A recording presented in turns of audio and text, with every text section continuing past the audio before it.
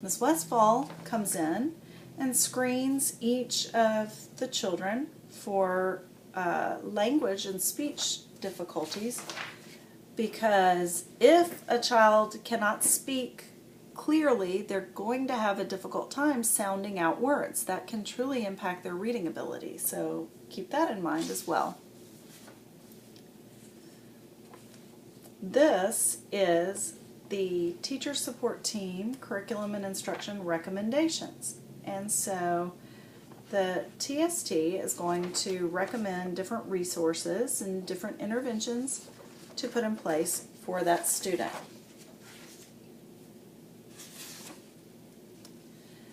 Now this form is the parent interview. This gives us some background information, including information about siblings and just some general information. Medication. If a student has asthma and takes Preventil or some of those bronchodilators, sometimes it can make the child hyper. There are a variety of medications that can affect children in different ways, so we want to know if a child is taking any medications. At this time, when you get this parent interview form filled out, you're also going to want to fill out an authority to obtain any information from doctors or psychologists, anyone like that that the parent reveals is involved in the child's care. Okay.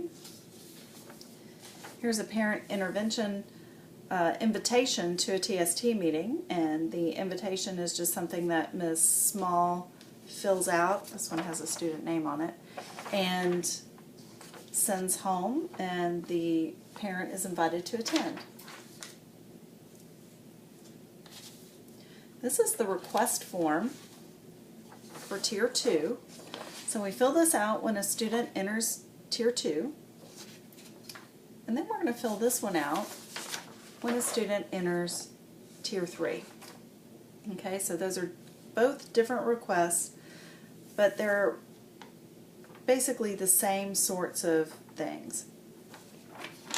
If a student fails one grade, okay, then they're automatically going to be referred to Tier 3. There are many scenarios that would bump a child immediately from Tier 2 into Tier 3, where we felt like we needed some more serious interventions, and we needed to really look at whether or not we needed to move toward a comprehensive assessment, or if intervention was going to be sufficient to meet the child's needs.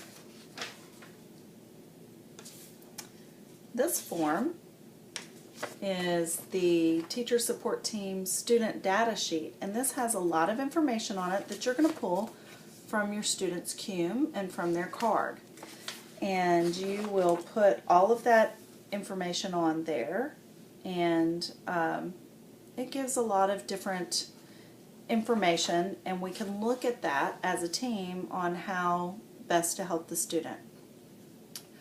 One notice: when you run the current attendance report, if you have a student that is frequently absent, special education law under IDEA actually rules out students with frequent absences. They're not supposed to be tested, because we know that students who don't come to school are not going to be able to excel academically.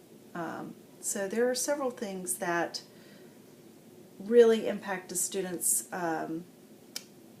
chances at going forward in ending up with a comprehensive assessment at the end of this process.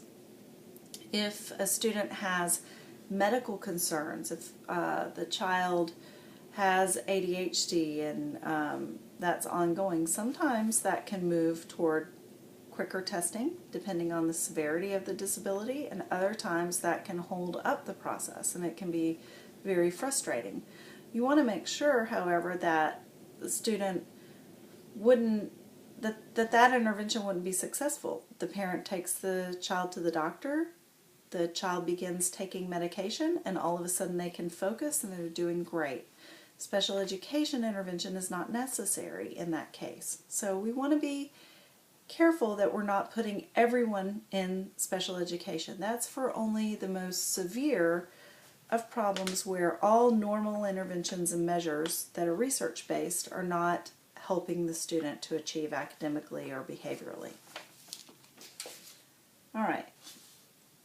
Tier 1 intervention documentation. This form we really needed to fill out at the beginning of the year at our training, and so this is something that shows what we do in your classroom that you are going to do as a Tier 1 intervention. Your lesson plans, your differentiated groups, you're going to do benchmarking, we're going to do STAR testing. All of those things that we do for every child in our school, those things are going to be listed on this sheet. Here's a request to begin the Tier 1 intervention process, and this really is just a form because everybody is in the Tier 1 intervention process. So you could fill this out at the beginning of the year as well. Here's the instructional intervention documentation sheet for Tier 2. So this has much of the same information. It's got a whole checklist of the programs. So Head Sprout, Reading Coach, River Deep, Odyssey, Imagine Learning, Tell Me More for ELL, Compass Math, Skills Tutor, Lexia, Reading Street, Study Island, Math Facts in a Flash. All of those are programs that are research-based that can be used for those 30-minute daily interventions. Now, I'm saying they can be used. They don't necessarily have to be used. Currently, we are torturing kids by putting them on the computer, and they are developing behavior problems because we are making them sit there day after day when the intervention is not successful for that student. If you have a student that is doing very well, that you're tracking by some sort of goal setting, monitoring system in your classroom, let's say you put the child on Head Sprout, and every time they get past a level, you're printing out the little certificate, and they are making good progress, and you're printing those reports, and we see that progress, and the child is successful, great, keep doing it. However, if the child is on Odyssey, and they've reached a skill, and they're stumped, and they don't know the answer, and it won't let them go on, and they're doing the same lesson over and over again, and the program won't let them continue forward because they're stuck, ask yourself, are you doing that student any good? Now, I know you're saying, but Miss Maxwell, I'm up there teaching the rest of my students, and I have to take care of this. I know that. Trust me, I know. But there are other intervention options besides these research-based programs. We have our Reading Street Intervention Kit. Pearson is definitely research-based. Gosh, all of the park assessments are going through Pearson. They currently developed our MCT2. So Pearson is a big company with a lot of researchers.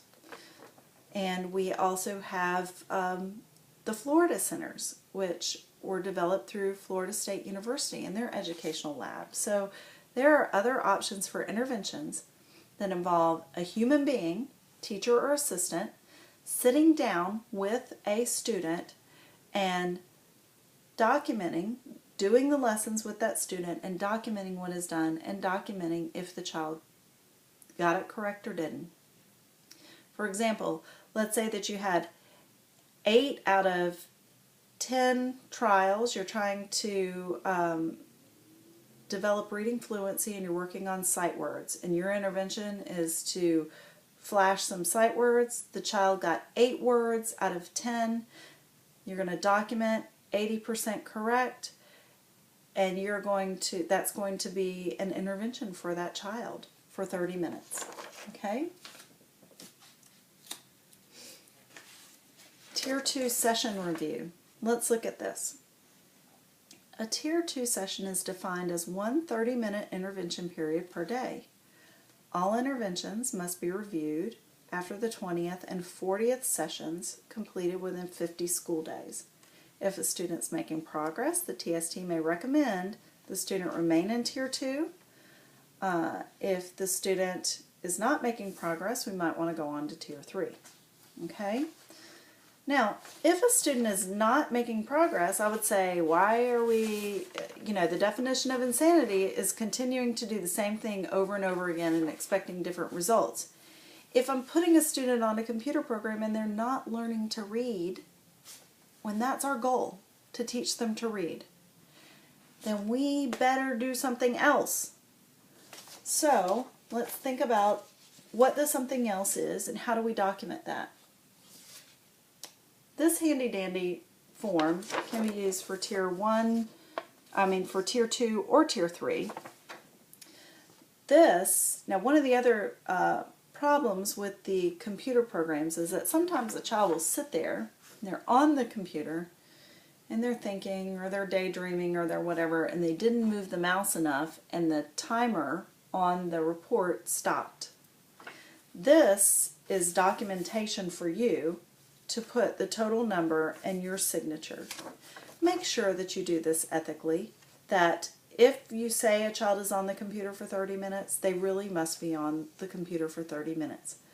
30 minutes out of your day is not that much for the child to have an intervention that is really going to make a difference for them.